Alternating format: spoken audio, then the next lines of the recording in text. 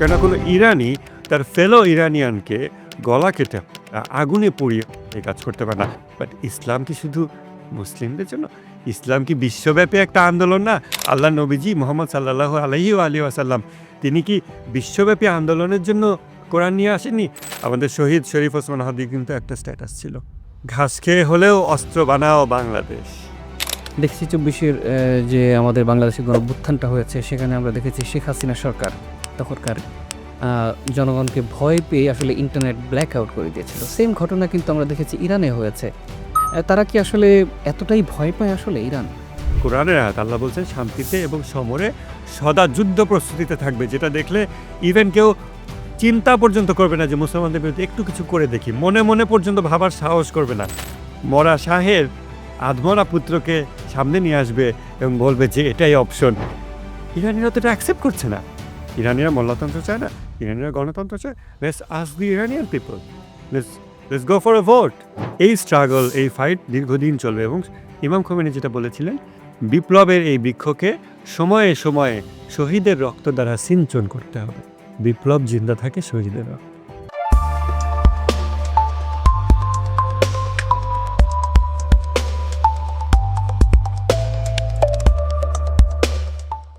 সুপ্রিয় দর্শক, আসসালামু আলাইকুম। ইরান রেডিও বাংলার নিয়মিত আয়োজন মুখোমুখি অনুষ্ঠানে আপনাদের প্রত্যেককে স্বাগত জানাচ্ছি। আমি শাহাদাত হোসেন। প্রিয় দর্শক, আজকের অনুষ্ঠানে আমরা ইরান সংকটের আদ্যোপান্ত নিয়ে আলোচনা করব। আজ আমাদের স্টুডিওতে উপস্থিত হয়েছেন লেখক, অ্যাক্টিভিস্ট এবং মধ্যপ্রাচ্য বিষয়ক বিশ্লেষক জনাব নূরে আলম মাসুদ। আপনাকে স্বাগত জানাচ্ছি আমাদের অনুষ্ঠানে। কেমন আছেন? আচ্ছা, আলহামদুলিল্লাহ, ভালো আছেন?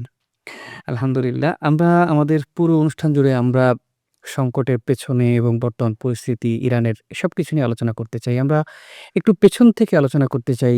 আ আপনি জানেন ২০২২ সালে ইরানে একটা ঘটনা ঘটেছিল। সেখানে মাহসা আমিনি নামের এক নারীকে আ পিটিয়ে বলা চলে হত্যা করা হয়েছে। এটা এমন অভিযোগ আছে সামাজিক যোগাযোগ মাধ্যমে।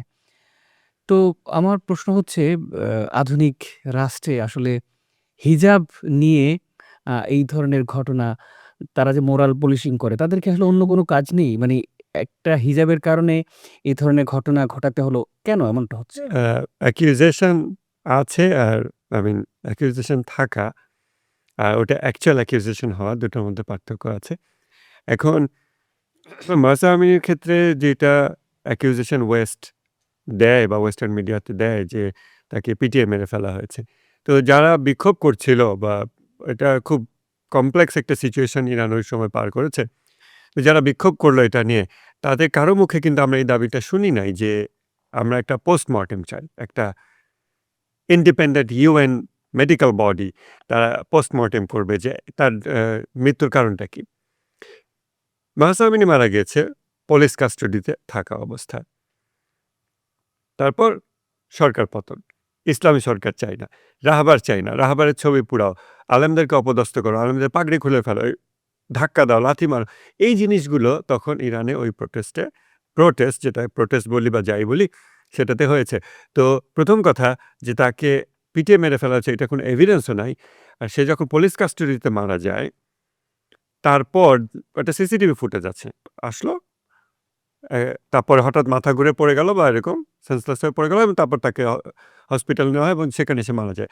এখন এইটার যে ইন্ডিপেন্ডেন্ট তদন্ত, সেইটার কোনো দাবি না করে এটাকে টোটালি সকল রেজিম চেঞ্জের দিকে নিয়ে যাওয়া হয়েছে। সো এইটা একটা বিষয়। আরেকটা বিষয় হচ্ছে যে আধুনিক রাষ্ট্রে এখন হিজাব, মোরাল পলিসিং, এই জিনিসটা নারী স্বাধীনতা ডাইরেক্টলি এমন একটা কনসার্নের দিকে চলে যায়, যে কনসার্নটাকে ওয়েস্ট দীর্ঘদিন ধরে সমাজে প্রবেশ করিয়েছে এবং একটা সমাজের প্রাইম কনসার্নগুলোর মধ্যে এটাকে নিয়ে এসেছে যে একজন নারীর পোশাক কী হবে। অর্থাৎ একজন নারীর পোশাক মানুষের দেহের একটা আবরণ এবং দেহকেন্দ্রিক ব্যাপারটাই নারীর প্রাইম কনসার্ন হয়ে উঠেছে, যেখানে দেহ মানুষের বেসিক লেয়ার হিউম্যান এক্সিস্টেন্সের এবং হিউম্যানিটি তার উপরের লেয়ার। আমরা প্রমথ চৌধুরীর লেখা মনে পড়েছিলাম জীব সত্তার ঘর আর মানব সত্তার ঘর। তো মানব সত্তার ঘর নিয়ে কোনো আলাপ নাই যে নারীর মানব সত্তার ঘর কেমন কি, জীব সত্তার ঘরের নিয়ে তারা ফোকাসড। তো এই যে ড্রেস কোড দরকার আছে কিনা, ওয়েস্টার্ন ওয়ার্ল্ডেও ড্রেস কোড আছে। আমরা আমাদের মরালিটিকে ওয়েস্টার্ন ওয়ার্ল্ডের সাথে অ্যাঙ্করিং করি না। বাট ইভেন যারা ড্রেস কোডের এগেইনস্টে কথা বলছে, তারাও তো ড্রেস কোডের বাইরে না। এখন ড্রেস কোড একেক জাতি সভ্যতা, সংস্কৃতিতে আলাদা, আলাদা হবে। ইরানি জাতির ইরানের শাহ যখন টার্কি থেকে ঘুরে আসে এবং সেকুলারাইজেশন এক্সপেরিমেন্ট ইরানে এপ্লাই করে, তখন পাগড়ি নিষিদ্ধ হয়, জুমার খুতবা নিষিদ্ধ হয়, দাড়ি রাখা যাবে না, জুব্বা পরা যাবে না এবং মহিলাদের হিজাব পরা নিষিদ্ধ করেছিল। এটা এমন একটা সোসাইটিতে যখন ইসলামিক রেভলিউশনও হয়নি, তার আগে থেকেই হিজাব পরা ছিল এবং ছিল বলেই সেটা শাহ নিষিদ্ধ নিষিদ্ধ করতে করা। পেরেছে এবং নিষিদ্ধ করার ফলে এমনও ঘটনা ইরানে হয়েছিল যে একজন মহিলা সুইসাইড করেছিলেন। এটা ডকুমেন্টেড হিস্ট্রি। কেন? কারণ আমাদের বাঙালি নারীকে যদি বলা হয় যে, মনে করেন গ্রামের একজন মহিলা, তাকে বলা হয়, তুমি শাড়ি পরবা না, তোমাকে এখন মিনি স্কার্ট পরতে হবে। সে যে এরকম ফিল করবে, ইরানের নারীদের হিজাব সেই রকম সংস্কৃতির অংশ, পোশাকের অংশ দীর্ঘদিন ধরে। সো যখন শাহ এটাকে জোরপূর্বক সরিয়ে নিল, তখন ইভেন সুইসাইডের ঘটনা ঘটেছে। সুইসাইড আমরা জেনারেলি ইসলামে হারাম বলে মনে করি বা জানি। তো সেটাই ইভেন ঘটেছিল। তো এটা এমন না যে ইরানের ইসলামিক রেভলিউশনের পর ওই সংস্কৃতিকে অ্যাব্রাপ্টলি চেঞ্জ করে সবার উপর হিজাব চাপিয়ে দেওয়া হয়েছে, বরং এটা ওই সংস্কৃতিতে দীর্ঘদিন ধরে ছিল। কিন্তু ইরানের হিস্ট্রি আমাদের দেশের মানুষ পড়ে এবং জানে through the western lens and through western propaganda media, যার ফলে তারা এটা জানে না যে ইভেন শাহ যখন হিজাব উঠিয়ে নেয়, তখন একজন মহিলা সুইসাইড পর্যন্ত করেছিল। আপনি চমৎকার করে উত্তর দিয়েছেন। আমরা একটু বর্তমান পরিস্থিতি নিয়ে একটু কথা বলি। আজকের হিসেব বলছে, আমরা বেশ কয়েকটা গণমাধ্যমে দেখলাম যে অনেক গণমাধ্যম বলছে প্রায় ৫ শতাধিক, এরই মধ্যে যে অতি সম্প্রতি যে ১৫ দিনের আন্দোলন হয়েছে, ৫ শতাধিক মানুষ মারা গেছেন বা নিহত হয়েছেন। আ সাধারণ অনেক মানুষ বলছেন, সামাজিক যোগাযোগের মাধ্যমে বলছেন যে আ খামেনির যে শাসন ব্যবস্থা, এটি কি আসলে একটা আ খুনি বাহিনীতে পরিণত হচ্ছে কিনা, এমন প্রশ্ন তুলছেন সাধারণ মানুষ। আসলে এম এই যে বর্তমান পরিস্থিতিতে এতগুলো মানুষ আসলে প্রাণ হারালো, আপনি এই বিষয়টাকে কিভাবে বৈধতা দেবেন বা এই বিষয়টা নিয়ে কি পর্যবেক্ষণ আপনার? আমরা একটু বাংলাদেশের কনটেক্সটে কানেক্ট করি। বাংলাদেশে শেখ হাসিনা সরকার যত বছর ছিল, ওই সময় আমরা দেখতাম যে অ্যা সংঘর্ষে নিহত। এভাবে নিউজ হতো না যে পুলিশ গুলি করে হত্যা করেছে, এরকম। কিন্তু অপোজিট সাইডে নিউজ হতো যে শিবির কর্মী পুলিশ হত্যা করেছে, এইভাবে। তখন অ্যাক্টিভ ভয়েস এবং প্যাসিভ ভয়েস। প্যাসিভ ভয়েস আমার মনে হয় ইয়েলো জার্নালিজমের সবচেয়ে ক্রিটিক্যাল টুল, প্যাসিভ ভয়েস। তো এই যে মানুষ মারা গিয়েছে বা মানুষ হত্যা হয়েছে, মানুষ, বিক্ষোভকারী, দাঙ্গাকারী, সন্ত্রাসী, আইসিস অর হোয়াটএভার, ওইটা আমাদের কোন শব্দ ব্যবহার করা হচ্ছে? ওয়েস্টার্ন মিডিয়া ১ম এই শব্দগুলো ইউজ করে। তারপর সেটা বাংলাদেশের অনুবাদ মিডিয়া ওটাকে নিয়ে আসে এবং তারপর সেটা বাংলাদেশের সোশ্যাল মিডিয়া সেলিব্রিটিরা, they are the top tier. Narrative অনুযায়ী তারপর তারা সেটাকে সেটাকে এগিয়ে নিয়ে যায়। তো এখন খুনি বাহিনীতে পরিণত হয়েছে কিনা, সাধারণ মানুষ মারছে কিনা, বিক্ষোভকারীদের মারছে কিনা, বাংলাদেশের কনটেক্সটে বসে আমরা যখন যেকোনো বিক্ষোভকে দেখি সরকারের এগেইনস্টে, এমন একটা কনটেক্সট, প্রেক্ষাপট, যখন আমরা মাত্র ১.৫ বছর আগে একটা আপরাইজিং করেছি এবং জালিম সরকারের এগেইনস্টে, তখন আমরা কোন কনটেক্সটে আছি? আমরা যেকোনো মানুষের আপরাইজিং দেখলে মনে করি that is valid, that is legal, এটা নৈতিক, এবং আমাদের জেনারেল বায়াস থাকে বিক্ষোভকারীদের দিকে। এবং যেহেতু বিশ্বের বেশিরভাগ সরকারই জালিম সরকার, অতএব যেকোনো জায়গায় আমরা যদি প্রোটেস্ট এগেইনস্ট দ্য গভর্নমেন্ট দেখি, আমাদের কিন্তু বায়াসটা হয়ে যায় পিপলের দিকে। খুব ন্যাচারালি বাংলাদেশের মানুষ এর সেই বায়াসটা তৈরি হবে। তো তখন যখন কেউ বলে যে হ্যাঁ, Khamenei regime, they call regime, not the US regime. US is a government, but when it comes to Iran, then it's a regime. Regime. তো তখন তারা রেজিম বলে। তো এই রেজিম, তো তারা খুন করছে, তারা মানুষ খুন করছে। তখন আর রায়োটার খুন করছে না বা রায়োটারদেরকে গুলি করছে না। ইরানে যখন এই ১৫ দিনের ঘটনা ঘটছিল, এই সো কল্ড প্রোটেস্ট, তখনও আমেরিকাতে একজন মহিলাকে, আপনার নিউজে দেখেছেন কিনা, ওদের ওই যে আ আইসিই যেই পুলিশ আছে, কাস্টমস এনফোর্সমেন্ট, সরি, আইসিই কি যেন একটা, আমি পুরোটা ভুলে গেছি। তো ওই ওই ল এনফোর্সমেন্ট এজেন্সি, তারা একজন মহিলাকে তার গাড়ির মধ্যে গুলি করে মেরে ফেলল। Just for nothing, just for nothing. এবং তারপর সেটা নিয়ে অনেক বড় প্রোটেস্ট সেখানেও হচ্ছে। এখন খুনি বাহিনীতে পরিণত হয়েছে কিনা, এই জিনিসগুলো যারা বলে, তারা কি জানে যে ওখানে ১০০'র উপরে সশস্ত্র বাহিনীর লোক মারা গিয়েছে। তাদেরকে কিভাবে হত্যা করা হচ্ছে ইরানের প্রেসিডেন্ট বলেছে। He went live on national television ২ দিন আগে সম্ভবত মাসুদ পেজেশকিয়ান। তিনি বললেন যে গলা কেটে হত্যা, আগুনে পুড়িয়ে হত্যা, তারপরে গুলি করে হত্যা রাষ্ট্রীয় বাহিনীকে। রাষ্ট্রীয় বাহিনীকে। এই কাজগুলো যে মুখোশধারী লোকেরা করেছে তারা ইরানি হতে পারে না, কেননা এটা ইরানি জাতির সংস্কৃতি না। তিনি খুব ইম্পোর্ট্যান্ট একটা পয়েন্ট, যদিও আমার নিজের অনেক অবজেকশন আছে পেজেশকিয়ান গভর্নমেন্টের প্রতি এবং এটা যে কারো কোনো সরকারি সমালোচনা ঊর্ধ্বে না। উঠছে না। তাই না? নিষ্পাপ মাসুম তো এখানে কেউ না। কিন্তু এই যে উনি বললেন, ইম্পোর্ট্যান্ট একটা পয়েন্ট নোট করলেন যে যারা মুখোশ পরে এসেছে তারা বিদেশি ভাড়াটে সন্ত্রাসী। কেননা কোনো ইরানি তার ফেলো ইরানিয়ানকে গলা কেটে হত্যা, আগুনে পুড়িয়ে হত্যা এই কাজ করতে পারে না। আমরা সিরিয়াতে যখন এক যুগ ধরে যা কিছু ঘটানো হইল, তখন কিন্তু আমরা এই জিনিসগুলো দেখেছি। আগুনে পুড়িয়ে হত্যা। Just ISIS template. তো এইজন্য যদি খুনি বাহিনীতেই পরিণত হবে তাদের ১০০ লোক তো মারা যাওয়ার কথা না। তাই না? এইজন্য এই জিনিসগুলো আমাদের নিউজ সোর্সটা ট্র্যাক করতে হবে যে নিউজটা কোথা থেকে আসছে। জাস্ট একটা অংশ দেখা যাচ্ছে নাকি আরেকটা অংশ মিস যাচ্ছে। সেটাই। তবে এই যে হতাহতের ঘটনা ঘটেছে এর প্রেক্ষাপটে অনলাইন অ্যাক্টিভিস্টরা এক ধরনের অভিযোগ তুলছে যে আ নিহতদের লাশ স্বজনদের কাছে ফেরত দেওয়ার যে ব্যাপারটা এসেছে সেখানে আ আ অনেক চড়া অঙ্কের টাকা দাবি করা হচ্ছে। এই ধরনের একটা অভিযোগ আসছে। তো এখানেও কি মানে একটা ব্যবসা বা এখানেও কি একটা রাষ্ট্রীয় ডাকাতি তারা বলছেন। এই ঘটনা আসলে সত্যতা কি আছে? আমি এই জিনিসটা ফর দ্য ফার্স্ট টাইম শুনলাম। কারণ লাশ ফেরত দেওয়ার জন্য টাকা চাওয়া, আ ইভেন আমরা যদি মনে করি ধরে নেই যে ইরানের জনগণ গরিব। যেহেতু দীর্ঘদিনের স্যাংশন থাকা, সেই গরিব জনগণের কাছ থেকে লাশ ফেরত নেওয়ার জন্য টাকা চাইবে।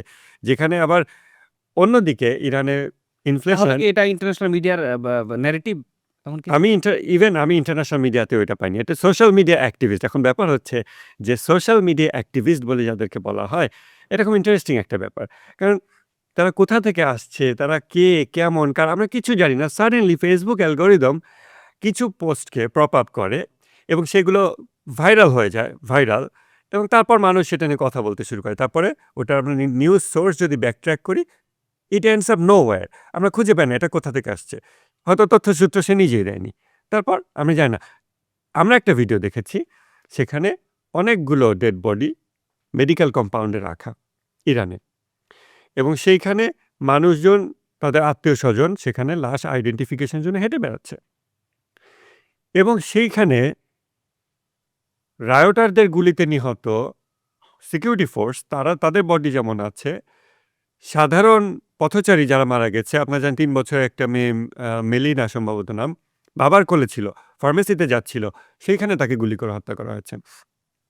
এরকম যত সিভিলিয়ানকে তারা মেরে ফেলেছে, non combatant, if we take it as a war in a war context, সেই নন কমব্যাটেন্টদেরকে যারা মেরে ফেলেছে সেইখানকার ডেড বডিও ওইখানে রাখা আছে।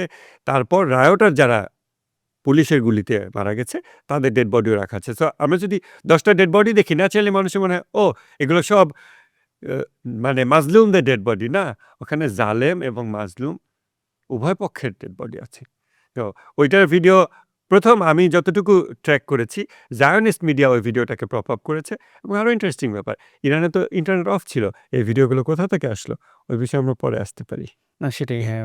তবে আরো কিছু অভিযোগ আছে যেমনটা হচ্ছে যে ইরানের বিচার বিভাগের সুষ্ঠু তদন্ত ছাড়াই খুব দ্রুততার সাথে অনেককে ফাঁসির জন্য প্রস্তুত করা হচ্ছে এমনটা খবর আছে এবং সম্ভবত ১৪ জানুয়ারিতে বেশ কিছু মানুষকে ফাঁসি দেয়া হতে পারে এমনও খবর আছে। তো এখানে কি আসলে ভয়ের রাজত্ব ইরানে কায়েম হচ্ছে? সেখানে বিচার বিভাগের যে সুষ্ঠু প্রক্রিয়া, সুষ্ঠু তদন্ত প্রক্রিয়া সেগুলো কি আসলে হচ্ছে? এমন কি খবর আছে আপনার? মানে ২ সপ্তাহের মধ্যে কিভাবে তদন্ত হয়ে যায় সুষ্ঠু? এত বা ইভেন দ্রুততার ১ সাথে? সপ্তাহের মধ্যে বা ৫ দিনের মধ্যে বা ৩ দিনের মধ্যে। তো আ এখন ইংলিশে ২ টো কথা আছে। একটা হচ্ছে জাস্টিস ডিলেইড, জাস্টিস ডিনাইড। আরেকটা কথা হচ্ছে জাস্টিস হারিড, জাস্টিস বেরিড। ঠিক আছে? জাস্টিস তাড়াহুড়া করলে জাস্টিসকে কবর দেওয়া হয়। আবার জাস্টিস ডিলে করলে জাস্টিস ডিনাই করা হয়। হ্যাঁ। এখন আসলে অপটিমাম টাইম কোনটা? এখন আমরা যেহেতু ব্রিটিশ মডেলের জুডিশিয়ারিতে অভ্যস্ত, আমরা ইসলামিক জুডিশিয়ারিতে অভ্যস্ত না। অতএব আমাদের মনে হয় যে এটা চার্জশিট দাখিল হবে, ৩ মাস লাগবে, তদন্ত হবে, তারপরে এটা হবে, তারপর ওটা হবে।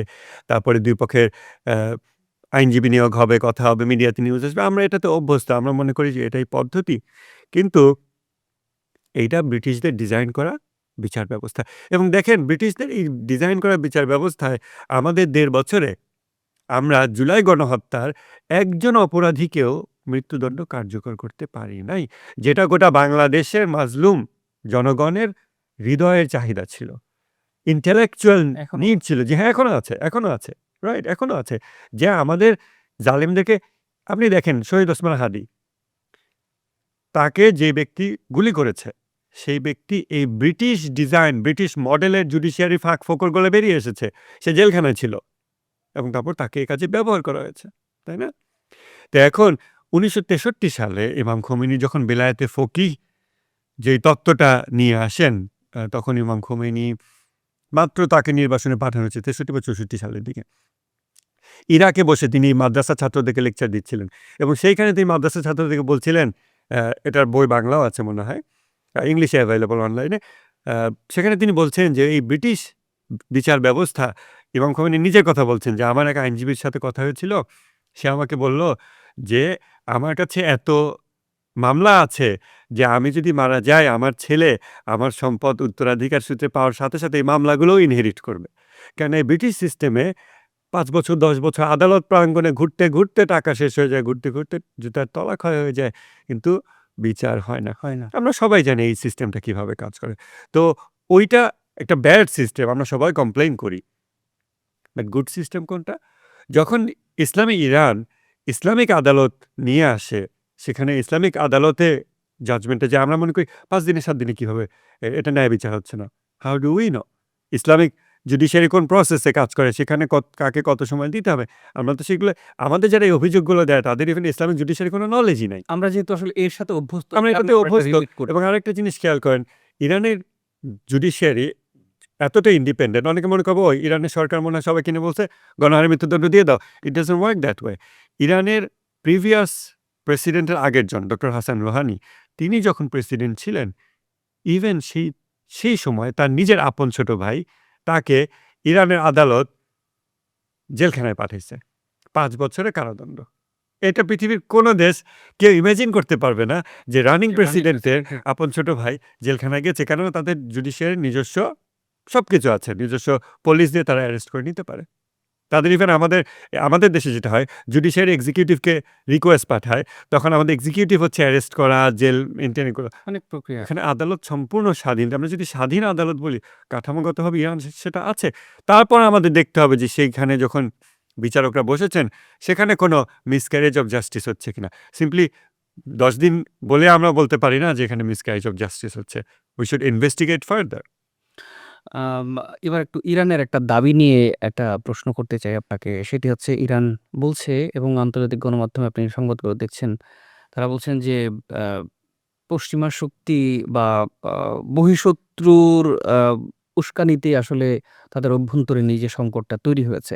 কিন্তু আমরা গণমাধ্যমে সংবাদ দেখছি সেক্ষেত্রে ছাত্র, জনতা, ব্যবসায়ী সর্বস্তরের মানুষই এই আন্দোলনে অংশ নিচ্ছে। অ্যা উম তাদের এই যে বিদেশি ষড়যন্ত্রের যেই অভিযোগ, এটি আপনি কি বলবেন যে ব্যর্থতাকে ঢাকতেই তারা আসলে বিদেশি অভিযোগকে সামনে নিয়ে আসছেন? আমরা বাংলাদেশে ছোটবেলা থেকে একটা কথা শুনে আসছি, কিছু হলে ইহুদি নাসারাদের ষড়যন্ত্র। এখন রিয়েলি কি সব ইহুদি নাসারাদের ষড়যন্ত্র?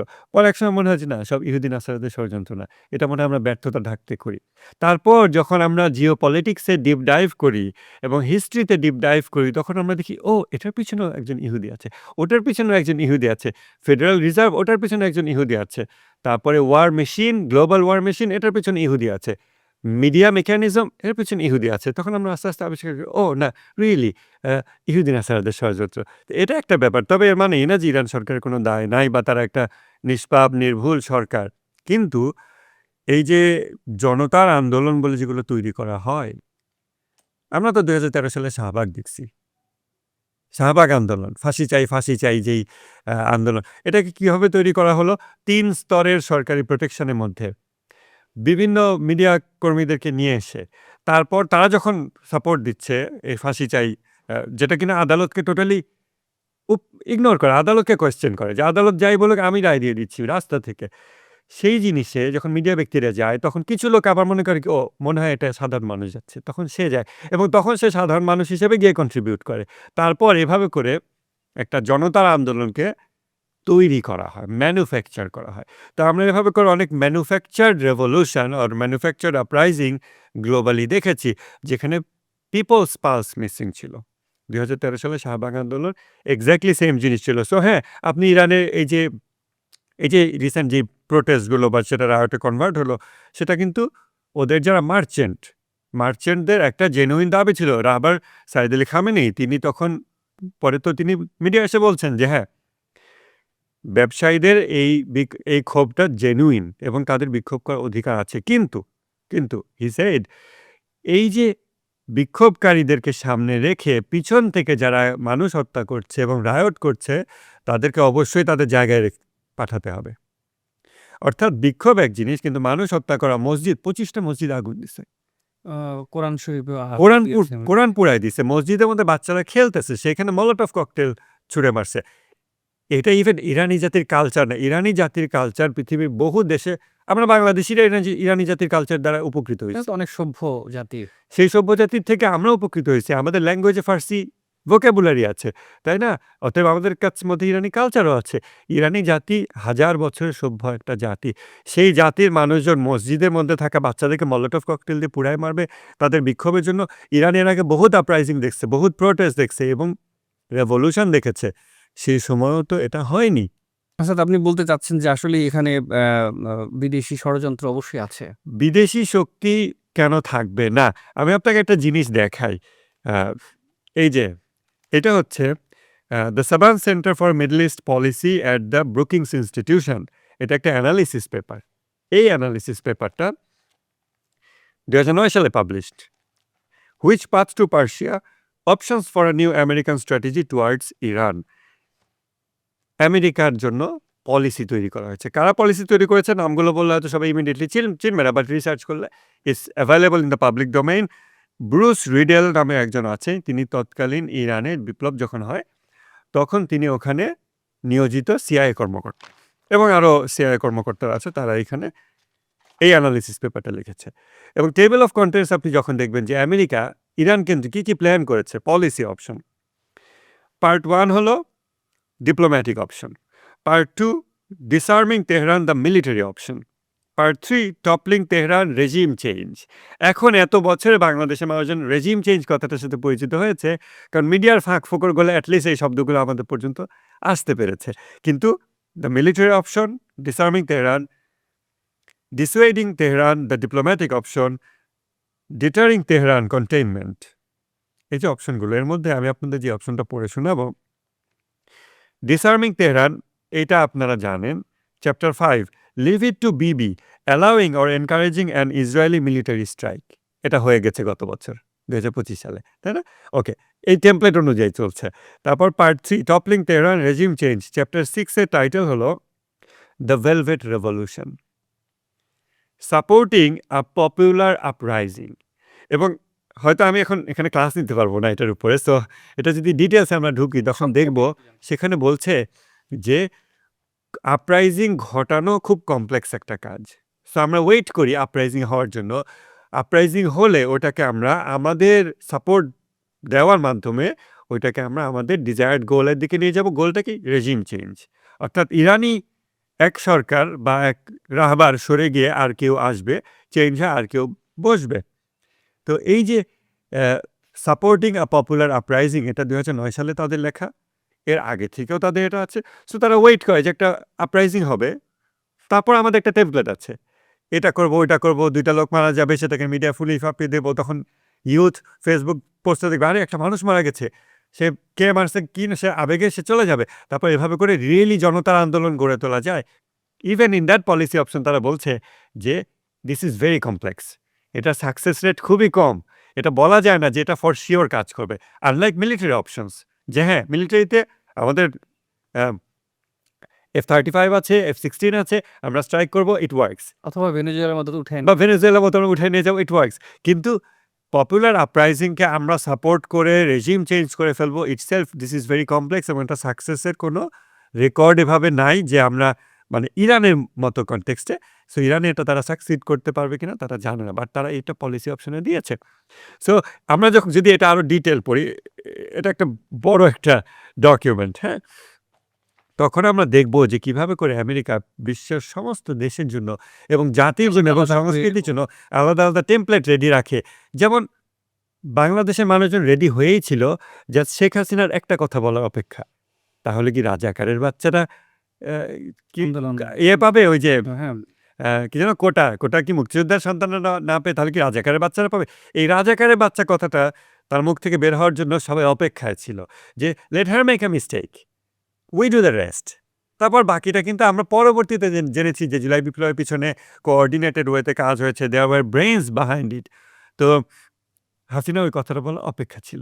এখন আমেরিকা বিশ্বের সমস্ত জাতি, সভ্যতা, সংস্কৃতি এবং দেশের জন্য এবং রিসোর্সফুল কান্ট্রির জন্য এরকম অনেক টেমপ্লেট রেডি রাখে। একটা মিস্টেক হবে, একটা ঘটনা ঘটবে, একটা কিছু হবে, আমরা এটা করব। তখন এমনভাবে রেডি হয় মানুষ মনে করে কি ওই খুব স্বতঃস্ফূর্ত হচ্ছে। Spontaneous uprising of the people এর পিছনে যে আসলে অনেক ধরনের টেমপ্লেট আছে। টেমপ্লেট আছে সেটা আসলে আমরা একটু গুরুত্বপূর্ণ একটা বিষয়ে কথা বলব। সেটি হচ্ছে ইরানের অর্থনৈতিক পরিস্থিতি। আপনি জানেন যে আসলে লম্বা সময় ধরে তারা স্যাংশনের মুখে আছে। অসংখ্য স্যাংশন ইরানের যে কারণে আমরা দেখছি ইরান অর্থনৈতিকভাবে ধুঁকছে বেশ দীর্ঘকাল থেকেই। কিন্তু অর্থনৈতিক সংকট থাকা সত্ত্বেও আমরা দেখি ইরানের জনগণের মানুষের টাকায় ইরানের যে প্রক্সি গ্রুপগুলো আছে হিজবুল্লাহ বা অন্যান্য এদেরকে তারা পেট্রোনাইজেশন করছে, তাদেরকে ডোনেট করছে, তাদের পেছনে অসংখ্য টাকা-পয়সা খরচ করছে।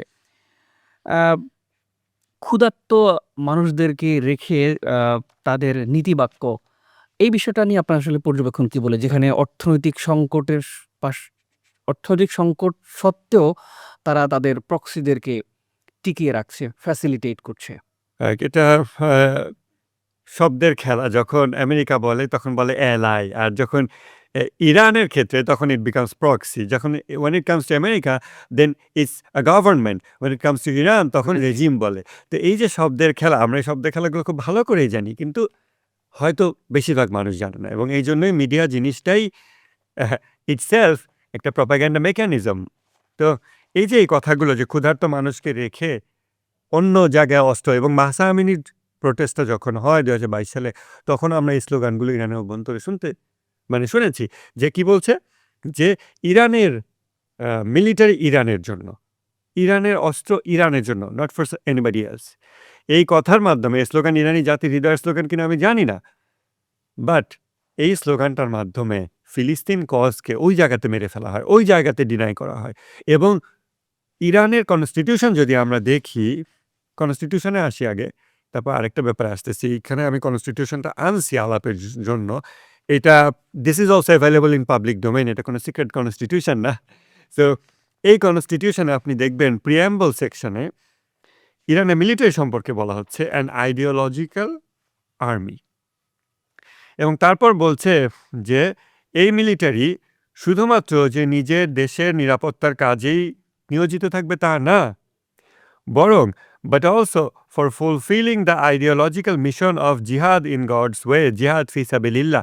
অর্থাৎ ইরানের মিলিটারি জিহাদ ফি সাবিলিল্লাহ করবে, এটা শুধু দেশের বর্ডার রক্ষা না, জিহাদ ফি সাবিলিল্লাহ, দ্যাট ইজ তারপর বলছে যে extending the sovereignty of God's law throughout the world, বিশ্বব্যাপী আল্লাহর আইনের সার্বভৌমত্ব কায়েম করা, এইটা ইরানের মিলিটারির কনস্টিটিউশনালি স্টেটেড গোল। অতএব এখন হ্যাঁ, কেউ বলতে পারে তাহলে তো ওরা অলরেডি কনস্টিটিউশনেই বলে দিচ্ছি ওয়ে এক্সপ্যানশনিস্ট, আমরা বর্ডারের বাইরে চলে যাচ্ছি, আমরা অন্য দেশে চলে যাচ্ছি, বিশ্বব্যাপী আপনার শরিয়া কায়েম করবো। ইয়েস, ইরান সেটা করতে চায়। এখন আমাদের অনেক বলবে যে না না, শরিয়া শুধু ইরানে কায়েম হওয়া উচিত, বাইরে কেন? বাট ইসলাম কি শুধু মুসলিমদের জন্য? ইসলাম কি বিশ্বব্যাপী একটা আন্দোলন না? আল্লাহ নবীজি মোহাম্মদ সাল্লাল্লাহু আলাইহি ওয়াসাল্লাম তিনি কি বিশ্বব্যাপী আন্দোলনের জন্য কোরআন নিয়ে আসেননি? নাকি তিনি কোরআন নিয়ে এসে শুধু যে ঠিক আছে আলী আর খাদিজা ইসলাম গ্রহণ করেছে, ৩ জনে মিলে আমি একটা ইসলামী রাষ্ট্র বানায় নিলাম, এইটুকু জমির মধ্যে বাকিদেরকে আই ফরগেট দেম? না। তো ইসলাম বিশ্বব্যাপী রপ্তানির একটা জিনিস এবং সেই জন্য আপনার অস্ত্র লাগবে। ক্ষুধার্ত মানুষ নীতিবাক্য শোনে না? শোনে। আমরা মুসলিম, আমরা মুসলিম। ইমাম খোমেনি বলেছিলেন, মরহুম ইমাম খোমেনি, বাই দ্য ওয়ে অনেকে মিস্টেক করে খোমেনি আর খামেনি, আপনি তো অবশ্যই এটা জানেন। তো ইরানি ইসলামী বিপ্লবের নেতা তিনি বলেছিলেন যে যদি তারা আমাদেরকে অর্থনৈতিকভাবে অবরোধ করে, তারা জেনে রাখুক আমরা রমজানের সন্তান, আমরা রোজা রাখি, না খেয়ে থাকি। আর যদি তারা আমাদেরকে সামরিকভাবে অবরোধ করে, তারা জেনে রাখুক আমরা কারবালার সন্তান। তা আমরা মুসলমান, আমরা বছরে ৩০ দিন না খেয়ে থাকি এবং আরও অন্য সময় না খেয়ে থাকি এবং যদি ক্ষুধার্ত মানুষ নীতিবাক্য শোনে না, আগে খাওয়া পরে এভরিথিং, তাহলে সেবে আবু তালিবে আল্লাহর রাসূল সাল্লাল্লাহু আলাইহি ওয়াসাল্লাম যখন গাছের পাতা খেয়ে, ঘাস খেয়ে তার জীবন ধারণ করতে হয়েছিল। কারণ তিনি অবরুদ্ধ ছিলেন। তার উপর স্যাংশন ছিল। তাকে কন্টেইন করা হয়েছিল একটা জায়গায়। তখন কি সাহাবীরা ইসলাম ছেড়ে দিয়েছে? ঈমান চলে গিয়েছে? আমাদের নবী ওই এক্সাম্পল পর্যন্ত সেট করে গিয়েছেন। এখন আমরা কি ইরান কি এমন জাতি হইতে চায়? এটা ইরানি জাতি ডিসাইড করতে হবে যে আমরা খাবো, ভোগবিলাস করব, আমরা অনেক আরাম করব, তারপর ২ পয়সা দান দক্ষিণা করব। সৌদি আরব যেরকম করে, ফিলিস্তিনে মাঝে মধ্যে দান দক্ষিণা করে বা বিশ্বের আরও অনেক জালিম রাষ্ট্র, ভোগবাদী রাষ্ট্র তারা মাঝে মধ্যে দান দক্ষিণা করে, সেরকম দান দক্ষিণা করব? নাকি আমি এক মুঠ খাবো, আমার ভাই এক মুঠ খাবে। আমি একবেলা না খেয়ে থাকলে আমার ভাই একবেলা না খেয়ে থাকবে। আমরা একসাথে না খেয়ে থাকবো, আমরা একসাথে খাবো। কিন্তু আমরা অনেক ভালো থাকবো, ওয়েস্টার্ন স্ট্যান্ডার্ড লাইফ লিড করব। তারপর মাঝে মধ্যে ফিলিস্তিনিদেরকে একটু দান দক্ষিণা করব। ইরানি জাতি কি তেমন হইতে চায়? ইরানের ইসলামী বিপ্লবের ইতিহাস তো সেটা বলে না, বা পরবর্তী আরও এত বছরের যেই মিশন ইরানের, সেটা পিপলস ট্যাক্সে সাপোর্টেড, সেটাও কিন্তু একথা বলে না। ক্ষুধার্ত মানুষ নীতিবাক্য শোনে না, ক্ষুধার্ত মুসলিম নীতিবাক্য শোনে। কিন্তু একটা কথা হচ্ছে যে তারা অর্থনৈতিকভাবে ও ব এত সংকট তাদের, তারা স্যাংশনের মধ্যে আছে। তাদের দেশের অনেকে ক্ষুধার্ত যদি বলি। তো এত সংকট সত্ত্বেও তারা আ তাদের হাইপারসনিক মিসাইল দরকার। তারা সেইসব জায়গাগুলোতে ইনভেস্ট করছে। অ্যা এইটা কি বিলাসিতা নয়? হাইপারসনিক মিসাইল তাহলে দেখেন, আ মিসাইল দরকার না। হ্যাঁ, হাইপারসনিক মিসাইল অনেক কস্টলি জিনিস। ইরান যদিও খুব লো কস্টে করতে পারে বিকজ তাদের ইন্ডিজিনাস টেকনোলজি। কিন্তু আমরা অবশ্য পারচেজ করি বাই দ্য ওয়ে। সো এটা বিলাসিতা কিনা? এখন বিলাসিতা দেখেন, আমরা আসলে যখন কথা বলি বা চিন্তা করি, আমরা খুব একটা কোরানিক প্রিন্সিপল দ্বারা ড্রিভেন না সাধারণত। Including myself. বিকজ আমরা কোরআন পড়াশোনা করি না, স্টাডি করি না। যেখানে আমাদের চিন্তাধারা শেপ হয়, মোরালিটি, প্রিন্সিপলস ২ যোগ ২ সমান ৪ হবে না, ৩ হবে না, ৫ হবে। এইসব কিছু আকৃতি পায় ন্যারেটিভ দিয়ে, ওয়েস্টার্ন ন্যারেটিভ দিয়ে, মিডিয়া ন্যারেটিভ দিয়ে, এবং মিডিয়া ন্যারেটিভের পিছনে মিডিয়া মোগলরা কাজ করে।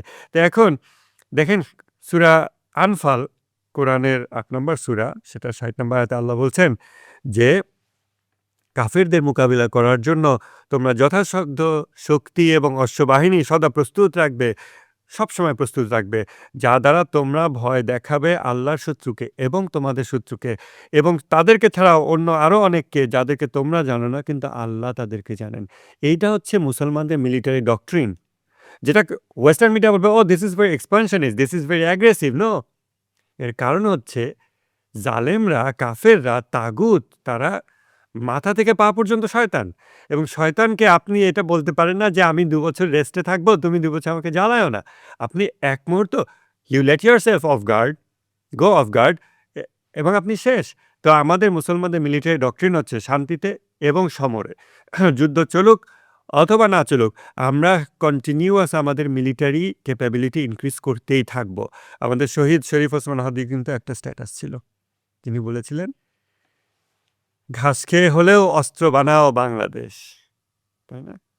ওটা কিন্তু Islamic doctrine, Islamic military doctrine. আমরা হয়তো বলতে পারি না এটা হাদির কথা, না, দিস ইজ ইসলাম। তো এইজন্য মিসাইল বানাতে হবে কিনা? অবশ্যই বানাতে হবে। ১২ দিনের যুদ্ধে আমরা দেখেছি ইরানের যদি ওই মিসাইলগুলো না থাকতো, ইরান বিজয়ী হতে পারত না। ইরান মিলিটারি স্ট্রাইক যখন পাল্টা মিলিটারি স্ট্রাইক যখন দেওয়া শুরু করলো ইসরায়েলে, জুন মাসের ১২ না ১৩ তারিখ যে যুদ্ধটা শুরু হলো, হ্যাঁ, তারপর ২ থেকে ৩ দিনের মধ্যে ইসরায়েল তখন ব্যাক চ্যানেলে মেসেজ পাঠানো শুরু করলো যে সিজ ফায়ার করো, সিজ ফায়ার করো। তাই না? আপনার অবশ্যই স্ট্রেংথ থাকতে হবে। কেন স্ট্রেংথ শুধু আমেরিকার থাকবে? কেন কাফেরদের স্ট্রেংথ থাকবে? কেন মুসলিমদের স্ট্রেংথ থাকবে না? আর সব প্রশ্নের ঊর্ধ্বে কোরআনের আয়াত, আল্লাহ বলছেন শান্তিতে এবং সমরে সদা যুদ্ধ প্রস্তুতিতে থাকবে, যেটা দেখলে ইভেন কেউ চিন্তা পর্যন্ত করবে না যে মুসলমানদের বিরুদ্ধে একটু কিছু করে দেখি, মনে মনে পর্যন্ত ভাবার সাহস করবে না। আনফর্চুনেটলি ওই জায়গায় আমরা আমেরিকাকে বসায় ফেলছি, যেখানে বাংলাদেশের মানুষ বা বিশ্বের মুসলমান, মেজরিটি মুসলমান, অ্যাক্সিস অফ রেজিস্ট্যান্সের বাইরের মেজরিটি মুসলমান, তারা ইভেন ভাবার সাহস পর্যন্ত করে না যে আমরা আমেরিকার সাথে মিলিটারিলি টক্কর লাগাবো। ইভেন স্বপ্নেও ইভেন কখনো দেখে না যে আমি আমেরিকার সাথে ফাইট করতেছি বা সামথিং। এই লেভেলে তারা নিয়ে গেছে যে পজিশনে মুসলমানদের থাকার কথা ছিল। Because we abandon the Quran. This is Quranic policy. লম্বা সময় ধরে এই শাসন আছে ইরানে। আ অনেকে অভিযোগ করেন যে ইরানের যারা আমলা আছেন কিংবা নেতা আছেন তারা সেকেন্ড হোম তৈরি করছেন দেশের বাইরে। তো যেখানে আসলে বা দুর্নীতি কিংবা অব্যবস্থাপনারও অ কিছুটা অভিযোগ আছে। সেক্ষেত্রে এই যেখানে সাধারণ মানুষ দারিদ্র্য সীমার নিচে আছে, আমরা দেখি যে শাসক গোষ্ঠীর এই ধরনের বিলাসিতা যেটি অভিযোগ আছে, এ বিষয়ে আ আপনি কি বলবেন? সেকেন্ড হোম তৈরি করা আমি জানি না কেউ করেছে কিনা। It's a matter of investigation. কিন্তু আপনি যখন কাউকে অপছন্দ করেন, তখন তার বিরুদ্ধে অভিযোগ আসলে আমরা যেটা নরমালি করি যে শত্রুর বিরুদ্ধে অভিযোগ আসলে কোনো প্রমাণ দরকার নাই, ওটাকে প্রচার করো। আর আমার বিরুদ্ধে অভিযোগ আসলে তখন আমি বলি, "হ্যাঁ, এটা ইনভেস্টিগেট করতে হবে। এটা তো প্রমাণ লাগবে।" এমনি বললে হবে না। এখন ইরানের ক্ষেত্রে সিচুয়েশনটা হচ্ছে যে মিডিয়াতে ইরানের ভয়েসটা খুবই কম। যে কারণে ইরানের ব্যাপারে যখন কোনো অভিযোগ আসে তো সেটা জবাব কল্যাণ দেওয়ার কেউ নাই। তো এখন ইরানের কয়জন কারা অ্যাকচুয়ালি কোথায় সেকেন্ড হোম বানিয়েছে? যদি বানিয়ে থাকে they should be tried যে তারা অবৈধভাবে করেছে কিনা। ইরানে তো সেন্ট্রাল ব্যাংকে আমার যতদূর মনে পড়ে, আমার ভেগলি মনে পড়ে সেন্ট্রাল ব্যাংকের কেউ একজন জনগণের সম্পদ আত্মসাতের কারণে তাকে মৃত্যুদণ্ড দেওয়া হয়েছিল। এখন সেকেন্ড হোম যদি কেউ বানিয়ে থাকে সেটা অন্যায়। কিন্তু তার দ্বারা ইরানের শাসন ব্যবস্থা যে ভুল এটা প্রমাণ হয় না। বিশ্বের বরং ইরানের বাইরে বেশিরভাগ শাসন ব্যবস্থা হচ্ছে ভোগবিলাসী জনগোষ্ঠী শাসন ব্যবস্থা। ইরানের এই যে ১২ দিনের যুদ্ধ হলো ওই সময় একটা ঘটনা আমার মনে পড়ছে। আ আলী শামখানি উনি সুপ্রিম লিডারের ওয়ান অফ দ্য অ্যাডভাইজার্স। উনি ইরানি মিডিয়াতে যুদ্ধের পর আসলেন। উনি হসপিটালে ছিলেন। কারণ উনি যে অ্যাপার্টমেন্টে ছিলেন সেখানে মিসাইল মারা হয়েছিল। লাকিলি উনি জানে বেঁচে গিয়েছেন। উনি এবং উনার ওয়াইফ পরে উনি মিডিয়াতে আসছেন। উনি মিডিয়াতে এসে বলছেন যে, "এই যে আমার জামাটা, এই জামাটা একজনের থেকে আমি ধার করে এনে পড়েছি।" এবং উনি একই সাথে বলছেন যে, "এখন আমি ইরানে কোথাও বাসা ভাড়া নিতে পারছি না। কারণ আমাকে কেউ বাসা ভাড়া দিতে চাচ্ছে না। কারণ আমি যেখানে থাকবো ওই জায়গায় অ্যাটাক হবে।" এখন আপনার নরমালি চিন্তা করে দেখেন যে সুপ্রিম লিডার মনে হয় সুপ্রিম শব্দটা শুনলে মনে হয় যে যদিও আসলে সুপ্রিম লিডার ইরানিরা বলে না, তারা রাহবার বলে। ওয়েস্টার্ন মিডিয়ায় সুপ্রিম শব্দটা এবং সুপ্রিম শব্দের সাথে একটা ডিফারেন্ট কনোটেশন আছে, নেগেটিভ কনোটেশন আছে অলমোস্ট অলওয়েজ। তো তারা এই শব্দটা ইউজ করে। তো রাহবার সাইদ আলী খামেনেই তিনি অ্যাডভাইজার, তাকে কেউ বাসা ভাড়া দিচ্ছে না। তাহলে তার নিচের বাড়িটা কোথায়? তার নিজের ৫টা-১০টা বাড়ি থাকার কথা না? কারণ এর আগে উনি মন্ত্রী ছিলেন। উনি আইআরজিসির হাই অফিসিয়াল ছিলেন। তো উনার তো ৫টা-১০টা বাড়ি থাকার কথা। উনার সেকেন্ড হোম এখানে ওখানে থাকার কথা। তা উনি মিডিয়াতে এসে বলছে যে, "আমাকে কেউ বাসা ভাড়া দিতে চায় না। কারণ আমি যেখানে যাবো ওই জায়গায় বিপদ হবে।" তো এটা দিয়ে আমি বলতে চাচ্ছি না যে ইরানের সবাই এরকম। মানুষ ভালোও হয়, মানুষ খারাপ হয়। এখন ইরানে কি সবাইকে পারফেক্ট হইতে হবে? হইলে ভালো। বাংলাদেশের সবাই কি পারফেক্ট হতে হবে? হলে ভালো। কিন্তু এর মানে এই না যে ইরানের সবাই ভালো আমি দাবি করছি। বাট হইলে ভালো। মানুষের মনে হয় মনে একটা চাহিদা আছে যে ইরানকে তারা পারফেক্ট দেখতে চায়। Which is good. ইরান আরও পারফেক্ট হোক। একটা মডেল হোক যেটা দেখে আমরা বাকিরাও নিজেদেরকে এগিয়ে নিয়ে যাই। আমরা একটু ইরানের ধর্ম এবং সামাজিক স্বাধীনতা নিয়ে একটু কথা বলতে চাই। এই বিষয়টা নিয়ে আসলে অনেকের জানার আগ্রহ আছে। ধর্মীয় অনুশাসন কি আসলে জোর করে চাপিয়ে দেয়া যায়? অনেকেই বলছেন যে আসলে ইরানের ধর্মীয় স্বাধীনতা জোর করে আ ধর হিজাব ব হিজাব এবং হচ্ছে তারা মানুষের হৃদয় জয় করার চাইতে আসলে আ ধর্মকে মানুষের উপর চাপিয়ে দিয়েছে। এই বিষয়টা আসলে হ্যাঁ, চাপিয়ে দিয়েছে যখন হিজাব এর যে আইনটা ইরানে আছে, ওটাকে অবশ্যই এই বাক্যে শুধু বলা যায়। হিজাবের ক্ষেত্রেই না, অন্যান্য সবকিছু ক্ষেত্রে রাষ্ট্র পরিচালনার ক্ষেত্রে সব ক্ষেত্রেই তাদের ধর্মীয় যে অনুশাসন মেনে চলার যে ব্যাপারটা সেটা অনেকে বলছেন যে এটা মানুষকে ধর্ম পালনে অনেক অনাগ্রহীও করেছে। হ্যাঁ, যেমন মেবি কোথায় যেন আমি ফেসবুকে দেখলাম যে ইরানে আ যে ইসলাম ধর্ম ত্যাগ করার যে হ্যাঁ, রাইট, রাইট, রাইট। তো এখানে অ্যা ধর্ম চাপিয়ে দেওয়া। এখন ভাই দেখেন আমি যদি মুসলিম হই, আমি ইসলামিক আইন চাইবো। আবার এমনও মুসলিম হইতে পারে যে মুসলিম কিন্তু ইসলামিক আইন চায় না। এটাও হতে পারে। কারণ মানুষ অনেক রকম হয়। কেউ খুব ভালো মুসলিম হয়, কেউ কম ভালো মুসলিম হয়। এখন ইরানের মেজরিটি জনগণ একটা ইসলামিক বিপ্লব করেছে। এই বিপ্লবের পর তারা ইসলামিক শাসন চেয়েছে। ইমাম খোমেনি কিন্তু ইসলামিক শাসন জোর করে চাপিয়ে দেননি। গণভোট হয়েছিল। গণভোটটা কবে? আমরা জুলাই বিপ্লবের পর ১.৫ বছর পর এখন একটা গণভোট করতে যাব, হ্যাঁ এবং না। এবং মেজরিটি মানুষ জানে না যে হ্যাঁ বলতে কি বুঝায় আর না বলতে কি বুঝায়। এবং আমি এটা নিয়ে ফেসবুকে একটা পোস্ট দিয়েছিলাম যে হ্যাঁ ভোট যদি আপনি দেন, এর মধ্যেও বিষ আছে, না ভোট দিলে ওর মধ্যেও বিষ আছে। কারণ ইটস আ প্যাকেজ। এটা কোনো বাইনারি কোয়েশ্চেন না। হ্যাঁ এর মধ্যেও ৫০টা পয়েন্ট, না এর মধ্যে ৫০টা পয়েন্ট। আমি তো ইন্ডিভিজুয়ালি কয়েকটা হ্যাঁ না করতে পারি। আমরা এই অবস্থায় পাবলিক ওপিনিয়ন নিতেছি। তা আমাদের আসলে কতটুকু ডেমোক্রেটিক, যদিও ডেমোক্রেসি আমাদের সবার মানদণ্ড না, বা যাদের মানদণ্ড সো কল ডেমোক্রেসি, সেটাতে কতটুকু আসলে আমরা সাবস্ক্রাইব করছি। এখন ইরানের এই ভোট ৩ মাসের মাথায় হয়েছিল। ৩ মাস না ২ মাস? ইসলামিক বিপ্লবের ব্যাপক ২ মাস পর ৯৮% মানুষ বলেছে যে আমরা ইসলামিক রাষ্ট্র চাই। চাই। ইসলামিক হুকুমাত চাই। এবং তারপর সেই ইসলামিক হুকুমাত কায়েম হয়েছে এবং সেই ইসলামিক হুকুমাত এখন কন্টিনিউ হচ্ছে। সো যে কেউ, যার যদি ভালো না লাগে যে ইসলামিক হুকুমাত আমি চাই না, they can migrate to other countries. কিন্তু মেজরিটি মানুষ এখনো ইসলামিক হুকুমাত চায়। আমি মাঝখানে আপনার আরেকটু সময় নিই। আমার ইরানি ক্লাসমেট ছিল। আমি যখন ইউরোপে পড়াশোনা করতাম, আমার ইরানি ক্লাসমেট ছিল। সে আমাকে ইরানে মোল্লারা খারাপ এগুলো বলছিল। তো তখন আমি তাকে বললাম যে, "আচ্ছা দেখো, তোমরা 1979 এ একটা রেভলিউশন করেছ, আমরাও একটা রেভলিউশন করেছিলাম 1971 এ। আমাদের রেভলিউশনের লিডার, সে যখন ৪ বছর পর যখন তাকে মার্ডার করা হয়, তার জানাজায় ১৮ জন মানুষ হয়েছিল। আর তোমাদের রেভলিউশনের লিডার যখন ইরানে ফিরে আসে 1979 এর ফেব্রুয়ারিতে, তখন ৭০ লক্ষ লোক রাস্তায় এসেছিল, যখন জনসংখ্যা ৩.৫ কোটি। আর তারপর ১০ বছর তিনি সো কল্ড ইসলামিক চাপায় দেওয়া, যেটা বলে তারা, হ্যাঁ? আসলে ট্রুলি ইসলামিক শাসন তিনি ১০ বছর করেছেন।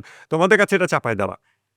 তারপর তার যখন মৃত্যু হয়, সেই মৃত্যুতে ১,১০,০০,০০০-এর উপরে মানুষ সেখানে জড়ো হয়েছিল এবং সেখানে তার লাশবাহী হেলিকপ্টার ৬ বার ল্যান্ডিং করতে গিয়ে ফেইল করেছে। কেননা মানুষ হেলিকপ্টার ধরে ফেলবে।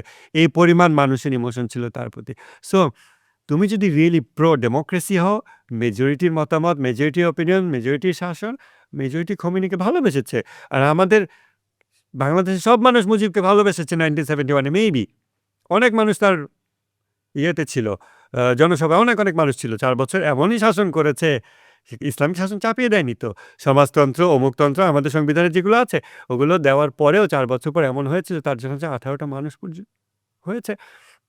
আর খোমেনির ইসলামিক শাসনের পর ১০ বছর পর যদি এই অবস্থা হয়, অথবা আরও ৩০ বছর পর যখন খামেনির শাসন, তারা বলে খামেনির চাপিয়ে দেওয়া ইসলামিক শাসনের পর যখন খামেনির ডান হাত কাসেম সোলেমানি, তাকে যখন হত্যা করা হয় এবং তার জানাজা যখন মুসলমানদের ইতিহাসের রেকর্ডেড সর্ববৃহৎ জানাজায় পরিণত হয় ১.৫ কোটি প্লাস, তখন আমরা কি বলবো যে চাপিয়ে দেওয়া শাসন, ধর্ম চাপিয়ে দেওয়া হচ্ছে?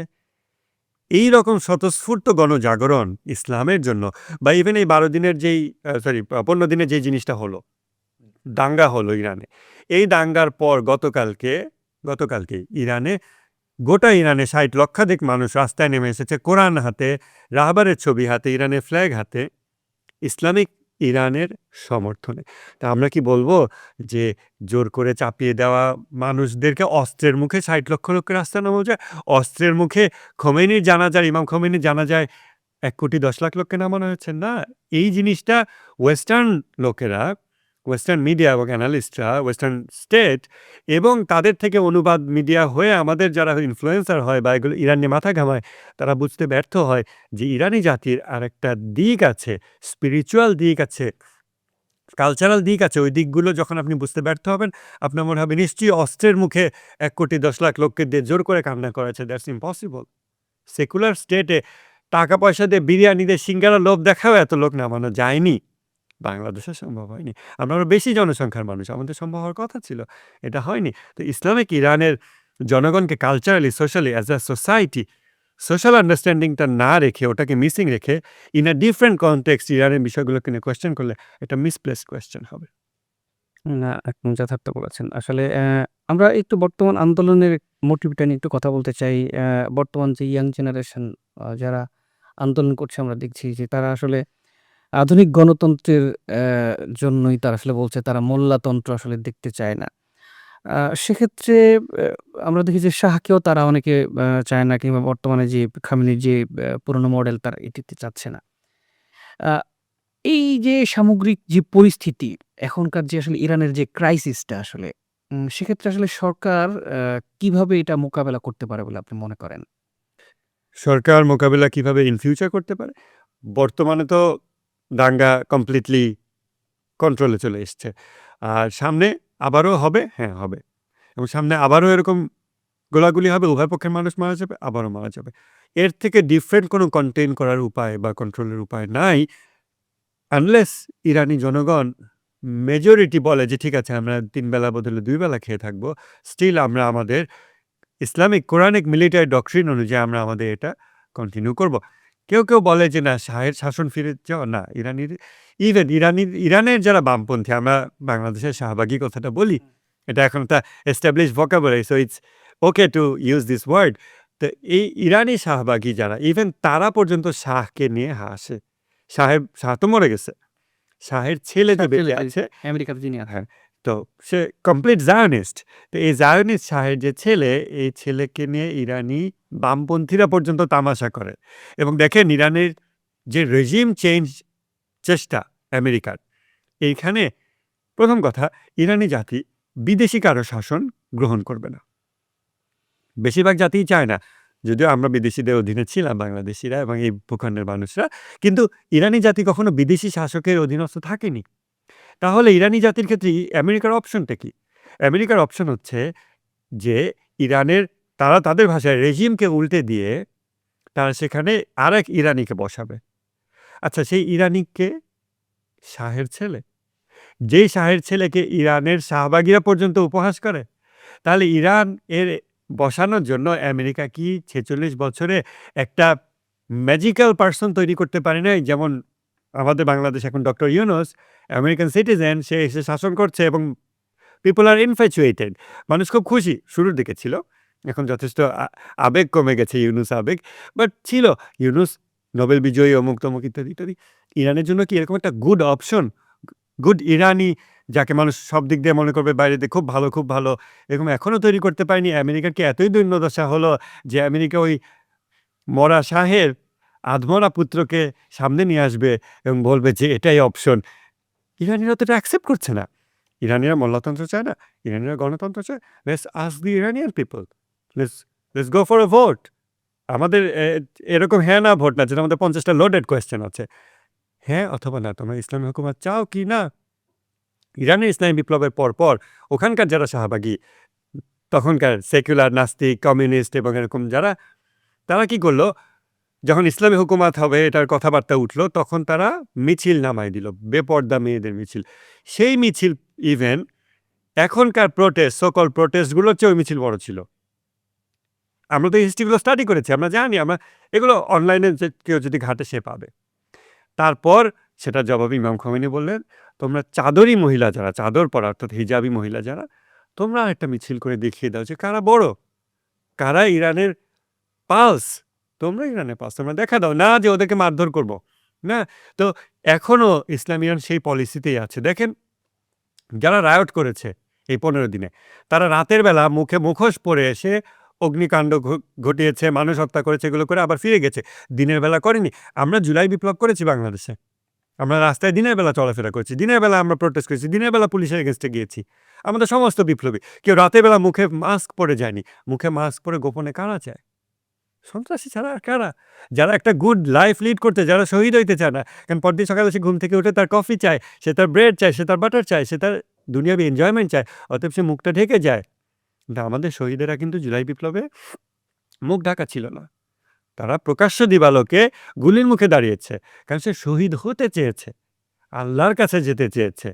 এবং আজকে গতকালকে ইরানে যে ৬০ লক্ষ লোক রাস্তায় নেমেছে, এই ৬০ লক্ষ মানুষ, নারী, পুরুষ, শিশু, বৃদ্ধ, পর্দানসীন, বেপর্দা মহিলা সবাই যে নেমেছে, তারা সেই রকম মানুষ যারা লুকিয়ে কিছু করার না, তারা প্রকাশ্যে সেখানে ক্যামেরায় এসেছে। তো আমাদের এটা কন্ট্রাস্ট দেখতে হবে। ইভেন আমাদের বাংলাদেশের আওয়ামী লীগ যখন ম্যাসাকার চালাচ্ছিল জুলাই বিপ্লবের সময় এবং প্রিভিয়াসলি, তারাও ওপেন ফেসেই ছিল। তাদের পর্যন্ত ওইটুকু সাহস ছিল। তাহলে ইরানে এই যে মুখে মাস্ক পরে যারা আসছে, মেডিকেল মাস্ক অথবা টোটাল কমপ্লিট ফেস মাস্ক, এরা যে আসছে, তারা আসলে কারা? এতই ভীতু যে তারা বাই ফেস, ওপেন ফেসে আসতে পারে না, দিনের বেলা আসতে পারে না, দিনের বেলা কনফ্রন্ট করতে পারে না, রাতের বেলা চোরাগোপ্তা হামলা চালিয়ে যায়। ইরানের প্রেসিডেন্ট এক্ষেত্রে খুবই ক্লিয়ারলি পয়েন্ট আউট করেছেন যে, না, এটা ইরানি জাতি এমন না।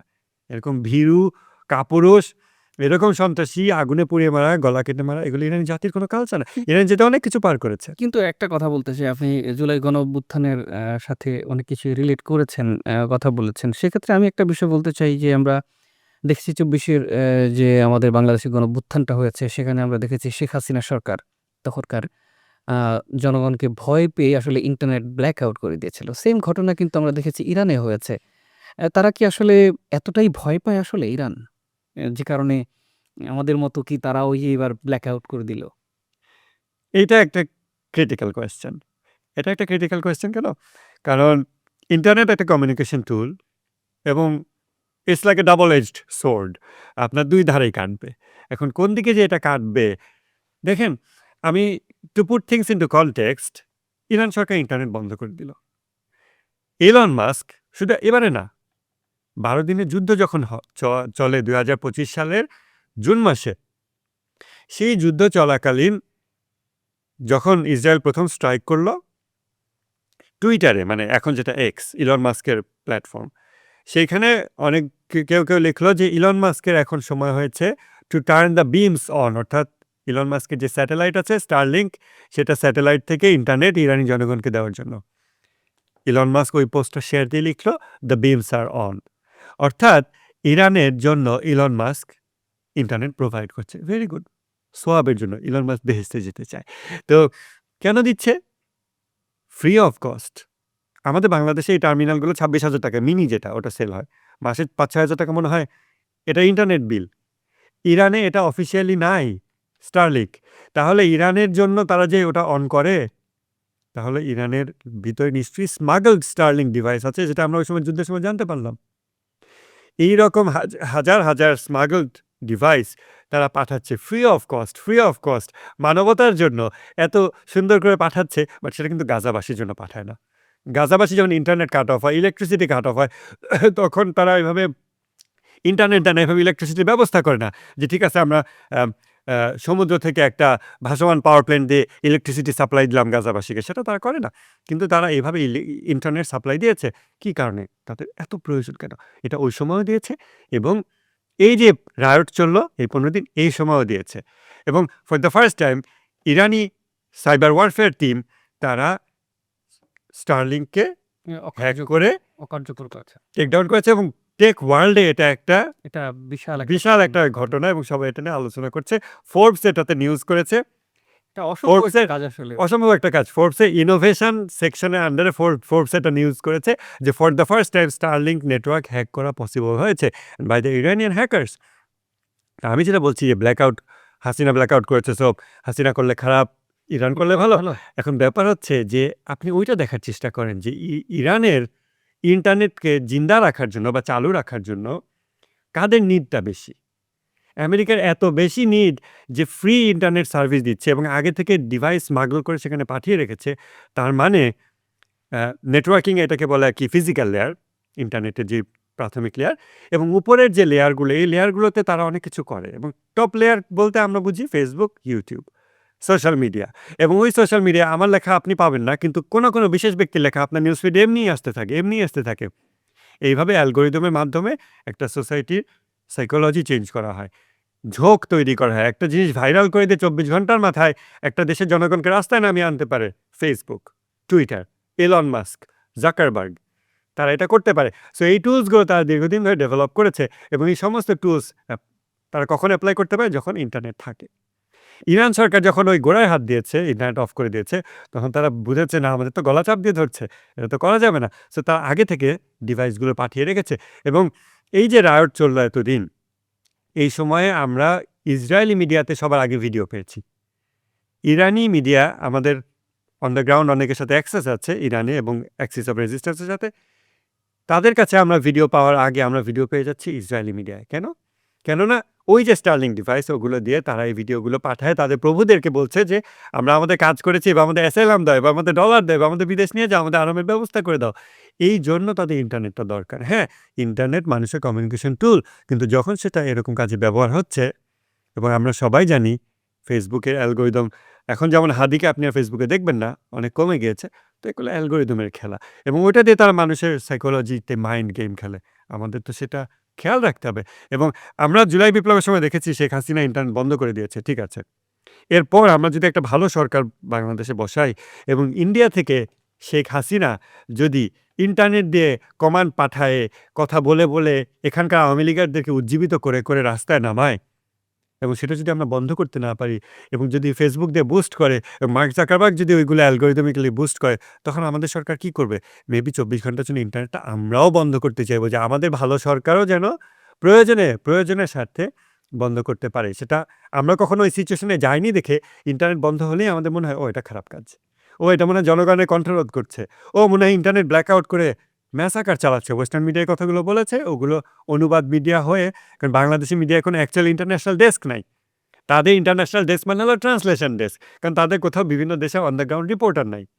তারা ট্রান্সলেট করে রয়টার্স, এপি, বিবিসি এগুলো যা লেখে ওগুলো ট্রান্সলেট করে লেখে। সেখান থেকে আমাদের সোশ্যাল মিডিয়া সেলিব্রিটিরা লেখে এবং তারপর আমি ফেসবুকে দেখছি ইরানে ইন্টারনেট ব্ল্যাক আউট করে ফ্যাসিবাদী কায়দায় খামেনি গণহত্যা চালাচ্ছে। হোয়াট?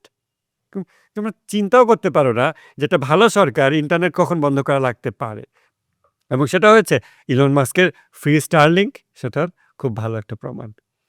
আ আমরা অনুষ্ঠান শেষের দিকে আছি মোটামুটি। সেটি হচ্ছে যে আমাদের বাংলাদেশের প্রেক্ষাপটে যদি একটু ছোট্ট করে বলি, সেটা হচ্ছে জনগণ যখন বিরুদ্ধে চলে যায় তখন কিন্তু আসলে পতন কোনো স্বৈরাচারের ঠেকানো সম্ভব না। কেউ বলেন যে আসলে সাধারণ মানুষ, ইরানের সাধারণ মানুষ যদি সত্যিকার অর্থেই তারা যদি সরকারের বিরুদ্ধে চলে যায়, সেক্ষেত্রে তাদের যত প্রশাসন বা তাদের যে ব্যবস্থা আইআরজিসি বলি বা আইনশৃঙ্খলা পরিস্থিতি, ঠেকিয়ে রাখা যাবে না যদি বিরুদ্ধে চলে যায়। তো ইরান কি আসলে আমরা তো দেখেছি অনেকবার আন্দোলন হয়েছে, সংগ্রাম হয়েছে এবং কিছুদিন পর ইরানে আন্দোলনের ইতিহাস কিন্তু আমরা দেখি। আ তো সেক্ষেত্রে ইরান কি আ পতনের জন্য প্রস্তুত কিনা আপনার কি মনে হয়? ইরানের ইমিডিয়েটলি সরকার কোলাপস করবে কিনা? আমার তো মনে হয় না। সরকার একটা জিনিস আর ইসলামী হুকুমাত বা শাসন ব্যবস্থা একটা জিনিস। ইরানের শাসন কাঠামো আমাদের বুঝতে হবে। আমরা যেই প্রেক্ষাপটে বসে ইরান নিয়ে আলোচনা করি বা বাংলাদেশের মানুষজন যখন দেখে, ওই প্রেক্ষাপট কিন্তু বেলায়েতে ফকি কনসেপ্টটা বোঝেই না। তারা মনে করে খামেনি একটা রিলিজিয়াস সুপ্রিম লিডার, অতএব সে সবকিছু চালায়। এরকম একটা কিছু ইমাজিন করে নেয়। বাট ইরানের শাসন কাঠামোতে যেই ব্যালেন্স অফ পাওয়ার আছে, যেমন যেমন আমরা জানি যে সুপ্রিম লিডারের ক্ষমতা কিন্তু অনেক কম। সুপ্রিম লিডারের ক্ষমতা অনেক লিমিটেড। প্রেসিডেন্টের ক্ষমতা লিমিটেড। প্রত্যেকেরই ক্ষমতার চেক অ্যান্ড ব্যালেন্স আছে। যেমন প্রেসিডেন্টের ভাই যখন জেলে যায়, তখন প্রেসিডেন্ট সেটা ঠেকাতে পারেনি ডক্টর হাসান রুহানি। তাই না? তো আ সুপ্রিম লিডার মানেই যে তার হাতে এরকম আ সব ক্ষমতা আছে তা না। এখন জনগণ যদি রিয়েলি না চায়, তখন অবশ্যই ইসলামিক শাসন ব্যবস্থা ডিসলভ করে দেওয়া উচিত। কিন্তু এখন বর্তমানে ইরানের জনগণ কি ইসলামিক শাসন ব্যবস্থা চাইছে না? আমি তা মনে করি না। কেন? টাইম অ্যান্ড টাইম এগেইন ইরানের জনগণ প্রমাণ করেছে যে তারা রাহবারের অনুগত এবং এই আনুগত্য আমাদের সমাজের পলিটিক্যাল লিডারের আনুগত্যের মতো না। আমি যখন বলি যে আমি আমার বাবাকে সম্মান করি, শ্রদ্ধা করি, আমি যদি বলি এরকম, আপনি কি মনে করবেন যে আ শেখ হাসিনাকে যেরকম তেলাইতো সেরকম? ওই অয়েলিং না? You respect your father. আমার বাবাকে আমি রেসপেক্ট করব, আপনার বাবাকে আপনি রেসপেক্ট করবেন। Like a family. আপনার ফ্যামিলিতে আপনি আপনার বাবাকে রেসপেক্ট করেন। ইসলামে ইরানে এবং মোর দ্যান দ্যাট শিয়া মুসলিমদের ভিতরে আলেমের সাথে জনগণের যে সম্পর্ক এবং ইসলামী ইরানে ইসলামী বিপ্লবের পর সর্বোচ্চ নেতার সাথে জনগণের যে সম্পর্ক, এই সম্পর্ক হচ্ছে পিতা এবং সন্তানের সম্পর্ক। অনেকটা আত্মিক। অনেক বেশি আত্মিক সম্পর্ক। সেটার কি প্রমাণ আমি আজকের কথার মধ্যে বলেছি। যখন ইমাম খোমেনি ১০ বছর ইসলামী হুকুমাত চালানোর পর ইন্তেকাল করেন, তখন শুধু তার ইন্তেকালের নিউজ শুনেই মারা গিয়েছে মানুষ হার্ট অ্যাটাক করে এবং তারপরেও অনেকে মারা গিয়েছে এবং কি পরিমাণ মানুষ শোকাহত ছিল এগুলো ভিডিও সব জায়গায় অ্যাভেলেবল, মানুষ এগুলো ডকুমেন্টেড হিস্ট্রি। তো ওই জাতি, যেই জাতি এতিম না, আমরা কিন্তু এতিম জাতির মতো। আমাদের লিডার আসে ২ দিন পর যায়। হ্যাঁ, হ্যাঁ। আমরা লিডারকে লাথি দিয়ে নামিয়ে দেই। আবার কাউকে জোর করে নিয়ে আসি, বিদেশি প্রভুরা বসায় দেয়। নানান কলা কৌশল হয়। ওয়েস্টার্ন ডেমোক্রেটিক সিস্টেমের মধ্যে এই লুপ হোলগুলো আছে, ব্যাক চ্যানেল আছে। তারা ওটা দিয়ে কাজ করতে পারে। ইরানের জাতিকে সমাজটাকে আমাদের বুঝতে হবে যে এই সমাজে নেতা এবং জনগণ লাইক আ ফ্যামিলি তারা কানেক্টেড। হ্যাঁ, মেবি এটা সবসময় ফিল হয় না। আমরা কি প্রতিদিন ফিল করি আমার বাবাকে, প্রতিদিন ওকে ইমোশনালি ফিল করি বাবা-মাকে? না। কিন্তু তো সামটাইমস ছেড়ে যাই না তো আমরা। কিন্তু আমরা ছেড়ে যাই না। আমাদের একটা শান্তিপূর্ণ সহাবস্থান থাকে। Father is always a father. এই জিনিসটা ইরানের সমাজে আছে। সরকার আসে যায়। কিন্তু রাহবার তিনি কিন্তু সেই অভিভাবকের জায়গায় আছেন। তো এইরকম একটা সমাজকে আপনি সরকার ফেলে দিতে জি। পারেন। কিন্তু আপনি এই সমাজ কাঠামোকে কি ভেঙে ফেলতে পারবেন? ২ দিনেই কি আপনি ইরানি জাতিকে বলবেন যে, "তোমার কোনো অভিভাবককে তুমি ফিল করো না?" আপনি কি একটা সন্তানকে বলতে পারবেন যে, "তোমাকে ৳৫,০০০ দিলাম, কাল থেকে তুমি মায়ের কোলে উঠো না?" এটা তো এত সহজ হয় না। ইট টেকস টাইম। একটা জাতিকে ব্রেইন ওয়াশ করে না হলে অনেক বছরে আস্তে, আস্তে সরানো যায়। সেই প্রচেষ্টা আমেরিকা চালু রেখেছে। তবে এত সহজেই এই জাতি ভেঙে পড়ছে না। আমি আরেকটা কথা বলি সেটা হচ্ছে যে ইরানের জাতিকে সাংস্কৃতিকভাবে নষ্ট করার জন্য প্রচেষ্টা চলছে।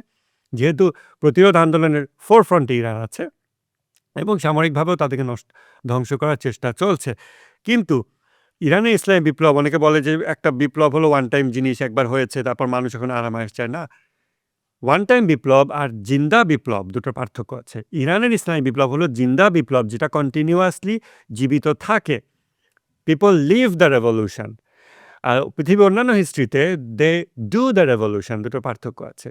তো আপনি যখন একটা ওয়ান টাইম রেভলিউশন করবেন তারপর আপনি ওয়েস্টার্ন মডেলের সাথে কানেক্ট করার চেষ্টা করবেন ভালো থাকার জন্য আপনি জাস্ট একটা ব্যক্তিকে সরিয়েছেন। কিন্তু ইরানের ইসলামিক রেভলিউশন টোটালি ডিফারেন্ট। ইরানের এগেইনস্টে যারা কাজ করছে আমি বলি যে they are experiencing the Hasina moment. What do I call Hasina moment?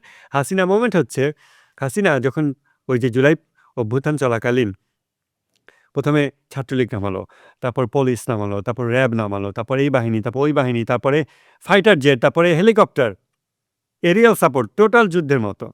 তারপর কারফিউ। তারপর কি করলো? কারফিউ ২ ঘন্টা কমায়, ৪ ঘন্টা কমায়, আবার কারফিউ দেয়। আবার তখন এই ৮, ৯টা ১০টা অপশনের মধ্যে সে ঘুরছে। সে সর্বোচ্চ অস্ত্র প্রয়োগ করে ফেলেছে। আকাশ থেকে গুলি করে মানুষ হত্যা লেথাল করেছে। ওয়েপন। হ্যাঁ, এটা তো আমরা এখন এটা তো এভিডেন্ট। এটা প্রচুর এভিডেন্স আছে। তারপর সে দেখছে কাজ হচ্ছে না। তখন আবার সে সফট অপশনে ব্যাক যাচ্ছে। আবার ক লেস অ্যা পাওয়ারফুল অপশনে নেমে যাচ্ছে। তা আমার কথা হচ্ছে যে এই যে US policy option towards Iran, এইখানে যে পলিসিগুলো দেওয়া আছে, যে অপশনগুলো দেওয়া আছে, এর মধ্যে সবচেয়ে শক্তিশালী পাওয়ারফুল অপশনটা হচ্ছে মিলিটারি স্ট্রাইক। সেই মিলিটারি স্ট্রাইক তারা করল কবে? ২০২৫ সালে। এর আগের অপশনগুলো স্টেপ বাই স্টেপ তারা একটা জাতিকে ট্রাবলে ফেলতে একটা চূড়ান্ত জায়গায় নিয়ে যায়। অর্থনৈতিক অবরোধ দিতে তারপরে ভেলভেট রেভলিউশন করে মাহসা আমিনি কেসে তারা এটা ঘটিয়েছে ২০২২ সালে। তারপর সেটাতে যখন রেজিম চেঞ্জ হচ্ছে না, তখন তারা কি করল? ২৫ সালে মিলিটারি স্ট্রাইক করল। তাতেও এবং তখন নেতানিয়াহু বলছে, "তোমরা সরকার চেঞ্জ করে ফেলো, আমরা তোমাদের সাথে আছি।" বাট কাজ হয়নি। কিন্তু মিলিটারি স্ট্রাইকটা তো সবচেয়ে শক্তিশালী অপশন।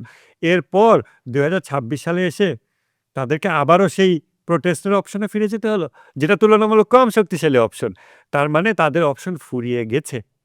তারা কয়েকটা অপশনের মধ্যে ঘুরপাক খাচ্ছে। They are experiencing the Hasina moment. But Bangladesh যেহেতু ছোট একটা দেশ, আর আমেরিকা যেহেতু বিশ্বব্যাপী সাম্রাজ্য, অতএব ওই জালেমের পতনে সময় লাগবে। বাট এই জালেমরা তারা হাসিনা মোমেন্ট এক্সপেরিয়েন্স করছে।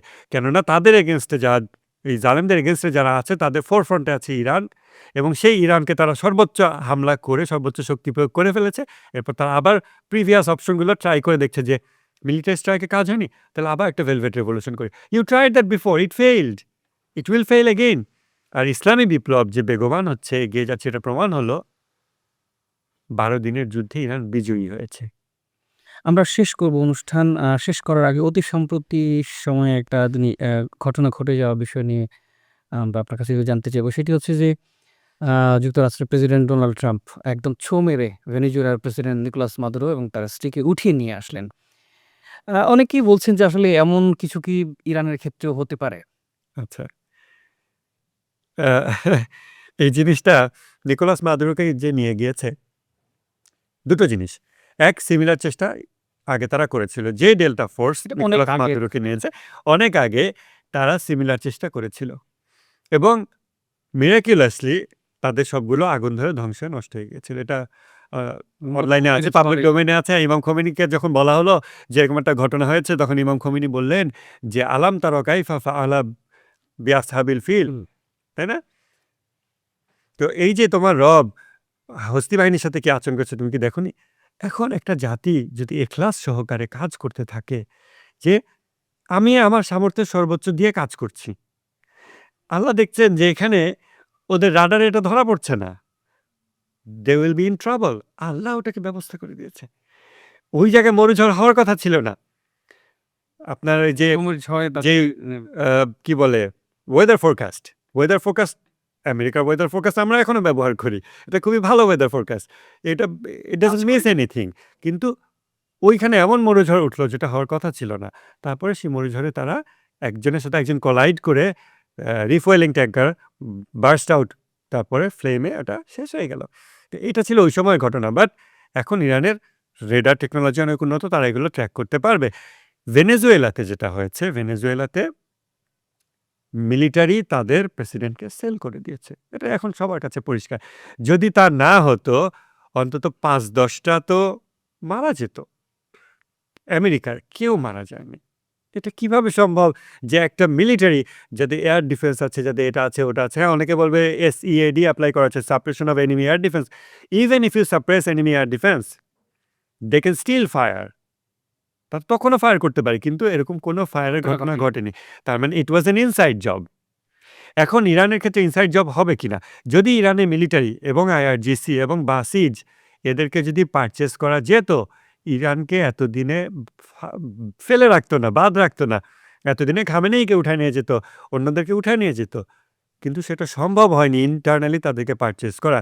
অতএব যদি সিমিলার কিছু তারা করতে যায়, তাদেরকে আমেরিকান জনগণের কাছে জবাবদিহিতা করতে হবে যে আমাদের ৫০ টা সোলজার কেন মারা গেল? That's a huge undertaking. তারা এমন আছে তারা এটা করতে পারে না। হ্যাঁ, আমেরিকার সেই সামরিক সক্ষমতা আছে। আমি বলব না যে ইরান ইনভিনসিবল। অবশ্যই আমেরিকা পৃথিবীর সবচেয়ে বড় এবং মিলিটারি ইরান সুপার আসলে এই পাওয়ার। ব্যাপারে ছেড়ে দিবে না ইরান সহজে। শেষ পর্যন্ত ফাইট করবে। ইমাম খোমেনি বলেছিলেন যে তারা আমাদেরকে, মরহুম ইমাম খোমেনি বলেছিলেন যে তারা আমাদেরকে হামলা করার ভয় দেখায়। আমাদের ৩.৫ কোটি জনগণের অধিকাংশই শহীদ হওয়ার জন্য প্রস্তুত। তারা শহীদি তামান্না ধারণ করে, তারা শহীদ হতে চায়। তারা যদি ইরানের ৩.৫ কোটি জনগণকে মেরে ফেলে, তারপর তারা ইরানকে নিয়ে যা করতে চায় করুক। ওই চেতনা ইরানি জাতির এখনো আছে আমি বলে মনে করি। এবং রাহবারের সাইয়েদ আলী খামেনি সেই পথে মানুষকে এগিয়ে নিয়ে যাচ্ছেন। সেই সংস্কৃতি ধরে রেখেছেন এবং ওই সংস্কৃতি ধরে রাখা জাতির ভিতর থেকেই রেগুলার তরুণেরা IRGC-তে জয়েন করছে, মিলিটারিতে জয়েন করছে, বাসিজে জয়েন করছে এবং তারা সেল আউটস হচ্ছে না। অতএব এত সহজ না যে এরকম একটা ডিপলি রুটেড ইন ইসলাম একটা সোসাইটি তাদেরকে ২ দিনে পারচেজ করে ফেলবে, মিলিটারি কিচ্ছু ফায়ার করবে না, এসে ৩ ঘন্টার অপারেশনে নিয়ে যাবে, এটা পসিবল না। অতএব এই স্ট্রাগল, এই ফাইট দীর্ঘদিন চলবে এবং ইমাম খোমেনি যেটা বলেছিলেন যে বিপ্লবের এই বৃক্ষকে সময়ে, সময়ে শহীদের রক্ত দ্বারা সিঞ্চন করতে হবে। বিপ্লব জিন্দা থাকে শহীদের রক্তে। আপনাকে অনেক, অনেক ধন্যবাদ। কৃতজ্ঞতা জানাচ্ছি ইরান রেডিও বাংলার পক্ষ থেকে আমাদের সময় দেওয়ার জন্য। আপনাকেও ধন্যবাদ। Thank you. প্রিয় দর্শক, আজ এ পর্যন্তই। ভালো থাকুন, সুস্থ থাকুন। দেখা হবে পরের পর্বে অন্য কোনো বিশেষ অতিথির সাথে। আর আন্তরিক অনুরোধ রইল চ্যানেলটি সাবস্ক্রাইব করে আমাদের পাশেই থাকুন।